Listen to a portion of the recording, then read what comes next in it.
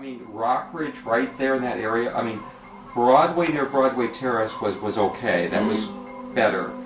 But when you move down to College Avenue near where Trader Joe's is now, used to be a Lucky Store.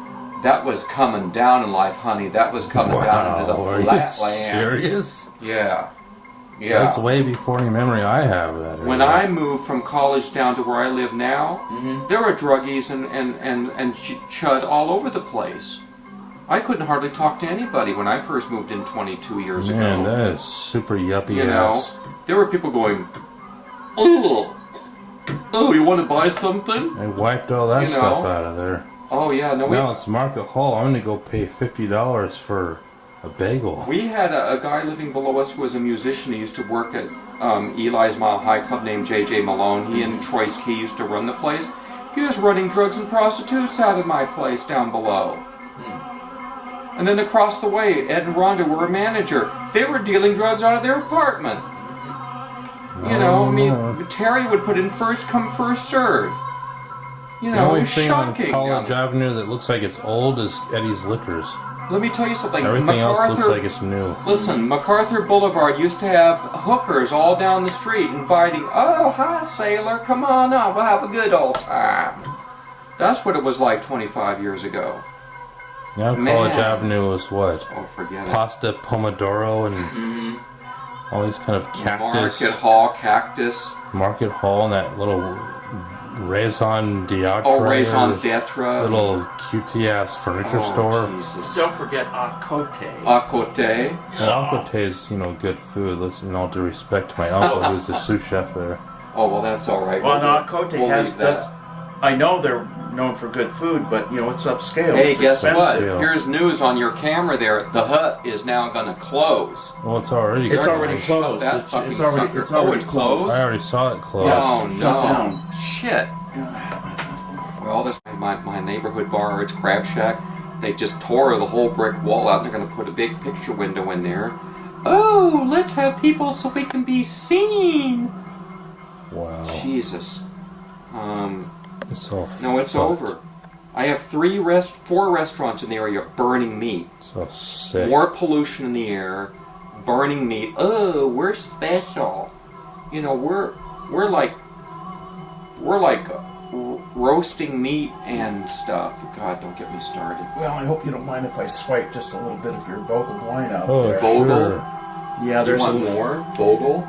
Well, Bogle's actually a good brand, for my low price. It's actually good quality. Listen, Decent stuff. I'm going to write a book about what College Avenue used to be. It used to be a funky street. It used to be like Telegraph Avenue. Remember Telegraph Avenue? I remember the Rockridge School had some questionable people. They had some really bad middle school kids there that would terrorize neighborhoods, knock over garbage cans and stuff. That was up until the 90s. Vicky and Bob lived on the street off from College. No, I saw the invasion beginning around 1991, 1992, around the time of the Gulf War. That was the beginning of the end. Barney's Hamburgers? Barney's Hamburger went in right next to where I used to live. I had to seal my windows from the smoke coming in from Barney's. Can you imagine pulling out my occult books or Aleister Crowley? It smells like hamburger. Come on now. That's sick. And then across the way from Barney's, we had our good friend the Moores, who had the gas station across the street. Been there for like 50 years or something. One day I saw them tearing the building down and digging out the big drums that had the oil that they would have, the tanks. And that was in 1989, I think.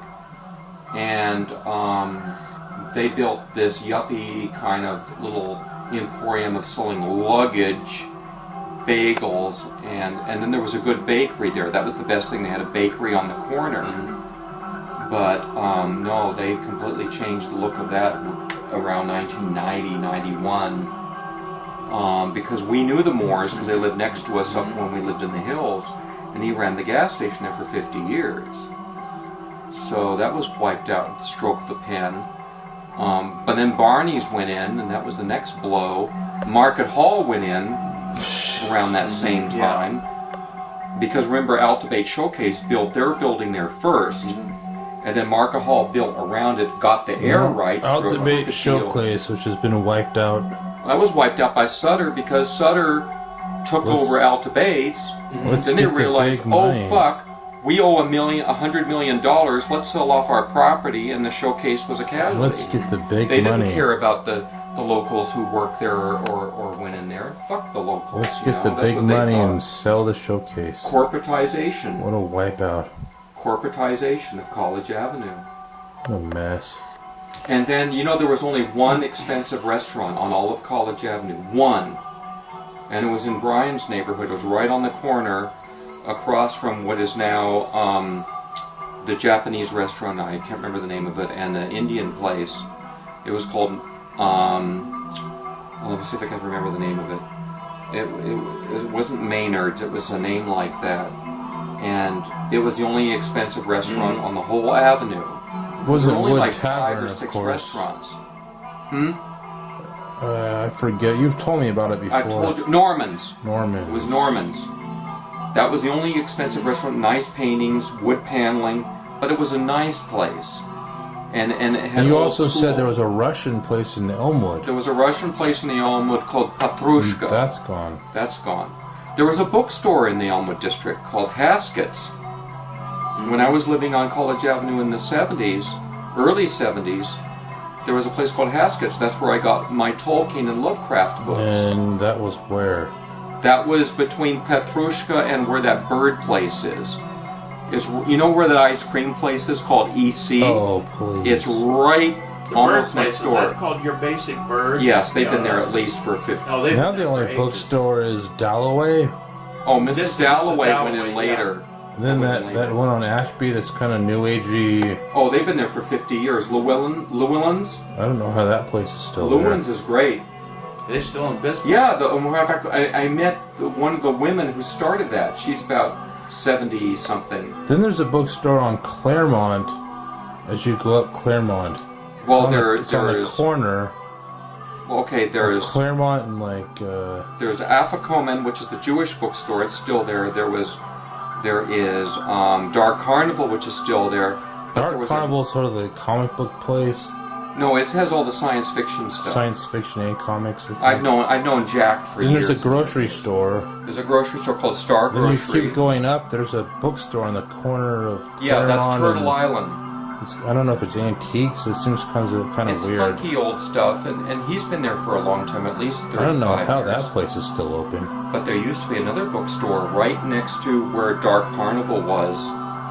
You know, on the other side of Dark I Carnival. don't even know how Dark there was Carnival's still open. There was an incredible store that had surrealist art books and poetry and stuff.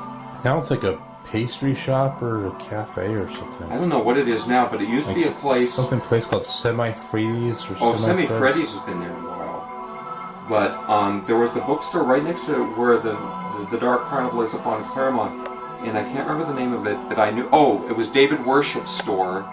He mainly carried poetry, but he had a colleague that brought in surrealist art books, very rare stuff.